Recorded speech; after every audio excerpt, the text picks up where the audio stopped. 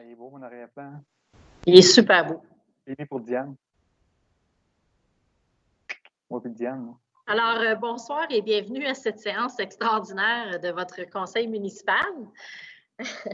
Donc, ce soir, exceptionnellement, on n'est pas diffusé en direct sur Nous TV. Toutefois, grâce à l'équipe de Nous TV, on est disponible sur notre chaîne YouTube et sur Facebook et évidemment en rediffusion sur le site Internet de la municipalité. Je vous rappelle que les élus présentent les résolutions de façon sommaire, c'est que le détail des résolutions sont sur les procès-verbaux qui sont disponibles après adoption. Donc, sans plus tarder, on pourrait procéder à l'adoption de l'ordre du jour proposé par la conseillère Nathalie Pelletier. Je propose que l'ordre du jour de la présente séance soit approuvé tel que présenté. Est-ce que quelqu'un s'oppose? Donc, c'est adopté à l'unanimité. J'imagine qu'il n'y a pas de questions portant sur l'ordre du jour. Ça va? Donc, on ira au point 3, approbation de procès-verbal proposé par le conseiller Jacques Laurando. Je propose que les procès-verbaux de la séance ordinaire du lundi 7 décembre 2020 et de la séance extraordinaire du lundi 7 décembre 2020 soient approuvés tels que présentés. Est-ce que quelqu'un demande le vote? C'est adopté à l'unanimité. On serait donc rendu au point 4, conseil municipal, 4.1, nomination d'un maire suppléant proposé par le conseiller Jean-François Rompré. Le mandat de maire suppléant de M. Jacques Laurando, conseiller du district 8, se termine le 31 décembre 2020. Je propose que Samuel Côté, conseiller du district 4, soit nommé maire suppléant pour la période du 1er janvier au 6 novembre 2021. Donc, 6 novembre parce qu'il y a des élections, donc c'est un mandat un peu plus court. Est-ce que quelqu'un demande le vote? Donc, c'est adopté à l'unanimité. J'en profiterai pour remercier Jacques pour la dernière année. Je sais qu'il y a certains dossiers qui ont été particulièrement importants. Alors, merci. Puis, Samuel, content de savoir qu'avec ton congé de paternité, tu vas avoir du temps. Là, on va te garder occupé au cours de la prochaine année. Au point 5, finances, 5.1, travaux de gainage de la conduite sanitaire en arrière-lot de la rue principale ouest, proposé par le conseiller Bertrand Bilodeau. Il a lieu d'effectuer les travaux de gainage de la conduite sanitaire en arrière-lot de la rue principale. La Ville a obtenu une subvention gouvernementale dans le cadre du programme PIQM, volet 1.5, d'un montant maximal autorisé de 452 800 $. Je propose que la Ville de Magog autorise une dépense au montant de 705 000 $ pour l'exécution des travaux de gainage de la conduite sanitaire en arrière-lot de la rue principale ouest. Que la dépense soit financée à même le fonds de roulement d'un montant de 255 000 $. Est-ce que quelqu'un s'oppose? C'est adopté à l'unanimité. Au point 5.2, octroi de contrat pour le concassage de matériaux secs proposé par le conseiller Yvon Lamontagne. La Ville a par avis public obtenu des prix pour le concassage de matériaux secs. Les soumissions ouvertes sont les suivantes. T-Rock Incorporé, 104 000 $. Excavation AS 2007 Incorporé, 111 000 $. La compagnie 1757-84 Canada Incorporé, 115 000 $. Excavation Magui Incorporé, 119 000 $. Germain Lapanne et Fils Incorporé, 123 000 $. Construction DJL Incorporé, 129 600 $. La compagnie 9006-3520 Québec Incorporé, 145 600 $. Le soumissionnaire T-Rock Incorporé est jugé non conforme. Excavation AS 2007 Incorporé est le plus bas soumissionnaire conforme.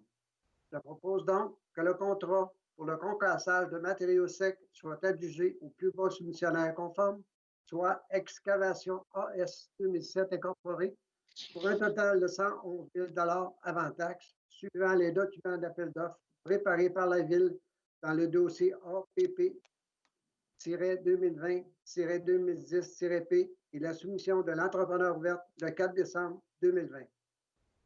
Peut-être dire aussi que ce contrat de taxe a été estimé par la Ville à 175 000 $. Est-ce que ça va pour tout le monde? En fait, est-ce que quelqu'un demande le vote? Donc, c'est adopté à l'unanimité. Au point 5.3, taux d'intérêt et d'escompte, proposé par le conseiller Samuel Côté. Je propose que le taux d'intérêt sur toute taxe, versement, compensation, cotisation, tarif ou créance de la Ville impayée à la date de son échéance soit de 15 l'an, calculé quotidiennement, sauf quand aux créances en matière d'électricité qui sont régies par le règlement de la Ville établissant les tarifs d'électricité et les conditions de leur application. Que le taux d'escompte d'un contribuable qui acquitte le montant total des taxes et compensations exigibles en vertu du règlement relatif aux impositions et à la tarification pour l'année 2021 en un seul versement avant le 30e jour qui suit la mise à la poste de la demande de paiement est de 1 Cet escompte ne s'applique pas si le compte est de moins de 300 $. Fait pas trop froid dehors devant la maison Mary, M. Côté? Non, on est super bien sur le petit muret, là. Il est vraiment confortable. Est-ce que quelqu'un s'oppose? C'est adopté à l'unanimité.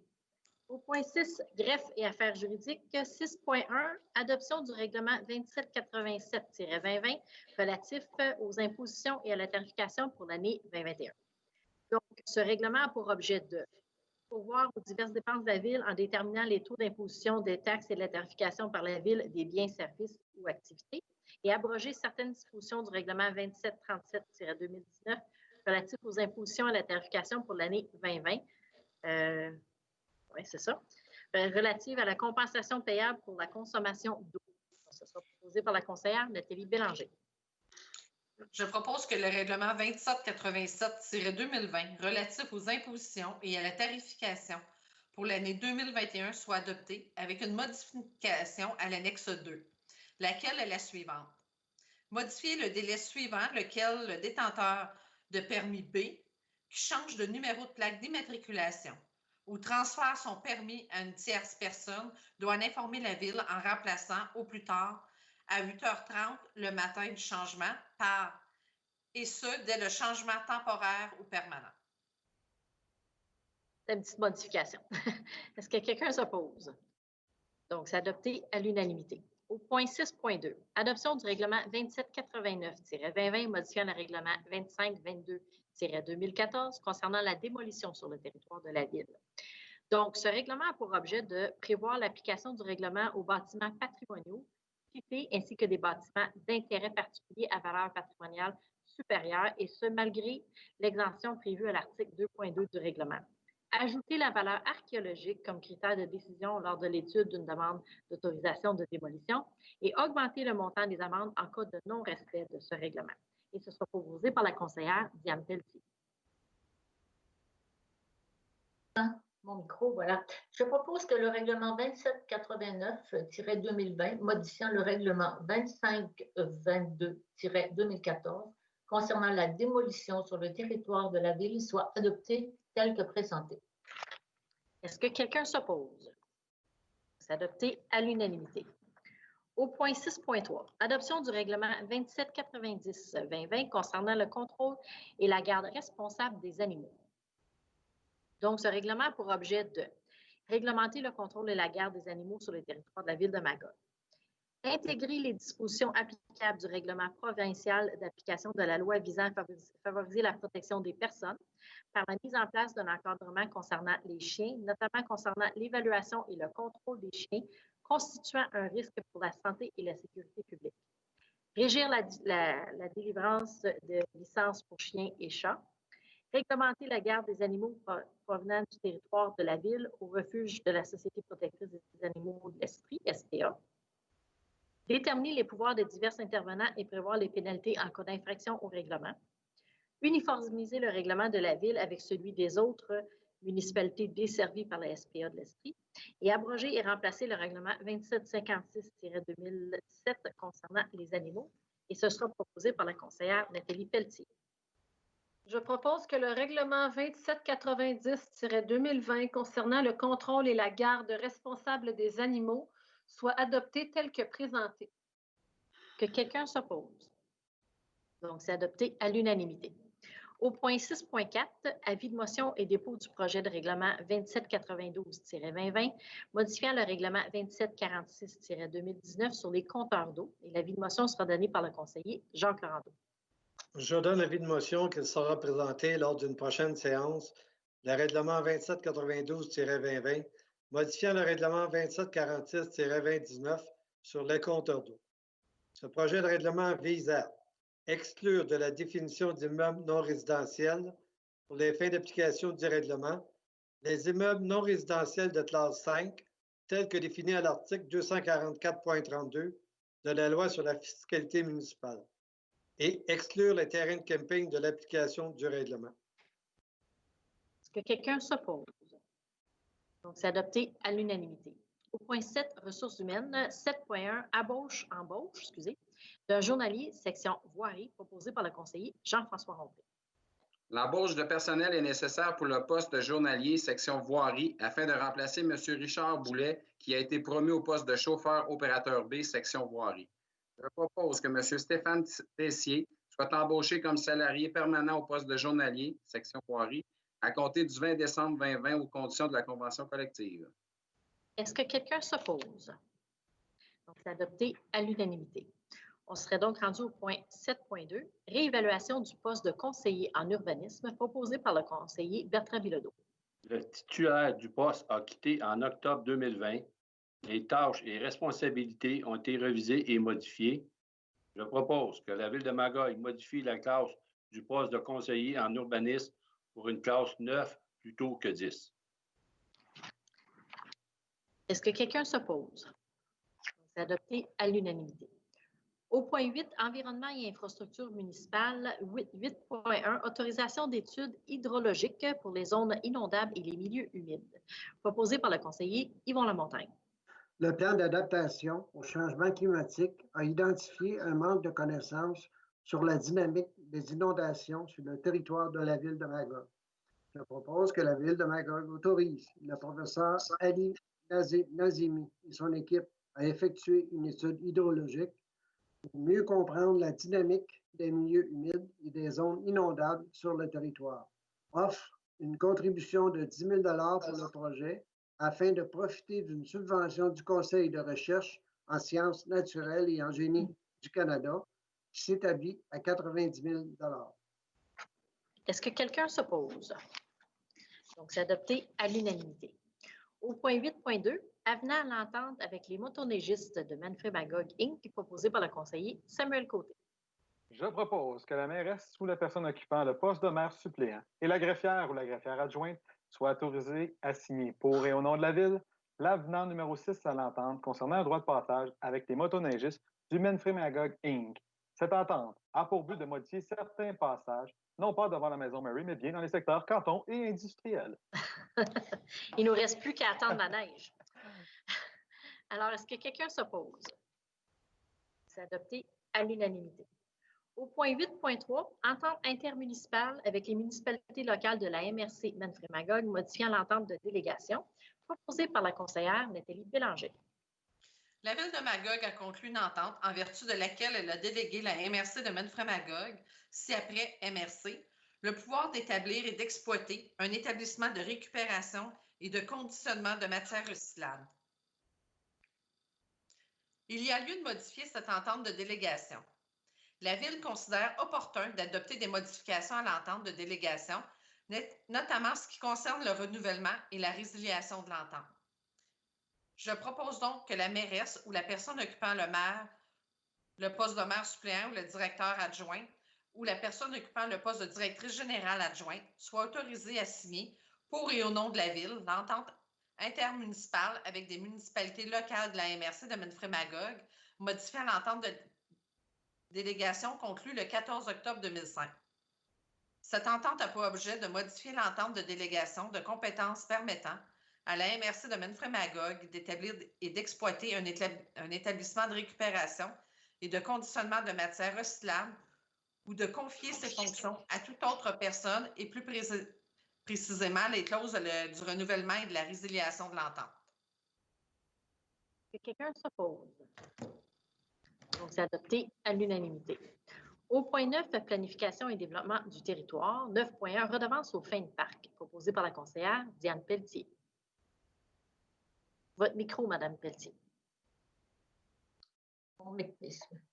Je propose que dans le cadre de la demande de permis de lotissement suivante, la Ville accepte, au lieu d'une superficie de terrain, le paiement d'une somme équivalent au pourcentage de la valeur inscrite au rôle d'évaluation pour chaque terrain. Lot projeté 6 404 653 du cadastre du Québec, circonscription foncière de Stansted, montant estimé 10 700 $. Que quelqu'un s'oppose. Donc, c'est adopté à l'unanimité. Point 10, culture, sport et vie communautaire. 10.1, avenant à l'entente avec la Corporation des événements de Magog Inc., proposé par la conseillère Nathalie Pelletier. Je propose que la mairesse ou la personne occupant le poste de maire suppléant et la greffière ou la greffière adjointe soient autorisées à signer pour et au nom de la Ville l'avenant numéro 1 à l'entente intervenue avec la Corporation des événements de Magog Incorporée concernant la gestion des événements. Cet avenant concerne l'octroi sans frais d'un permis de stationnement au Parc des Braves pour la coordonnatrice, ainsi que des droits de stationnement au besoin via des codes promotionnels pour les membres du conseil d'administration. Est-ce que quelqu'un s'oppose? Donc, c'est adopté à l'unanimité. Au point 11, affaires nouvelles, il n'y avait pas de sujet ajouté. On serait donc rendu au point 12, dépôt de documents. Madame la greffière, je vous cède la parole. Oui, alors ce soir, on procède au dépôt de l'embauche du personnel régulier en date du 4 décembre 2020 et ensuite l'embauche du personnel temporaire, saisonnier et étudiant, toujours en date du 4 décembre 2020. Merci. Donc, on serait rendu à la période de questions. Est-ce que, Monsieur le directeur général, nous avons reçu des questions via Facebook? Pas de questions? Ah. Ce soir, étant donné que c'est une séance extraordinaire, il n'y aura pas de tour de table des élus. Toutefois, l'ensemble des membres du conseil souhaitaient profiter de ce moment pour les messages à tous nos citoyens de joyeuses fêtes, même si cette année, c'est différent, hein, d'avoir une pensée peut-être pour les gens isolés et seuls, mais surtout de profiter de ce temps pour vous reposer et vous ressourcer. L'année 2020 a été toute une année pour plusieurs d'entre vous.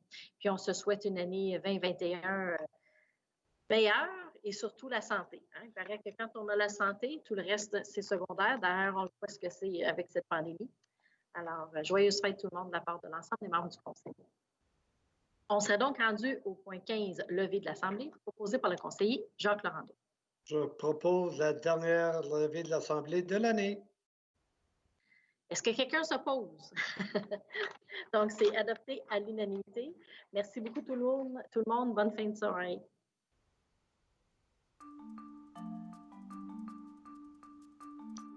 Joyeuses fêtes!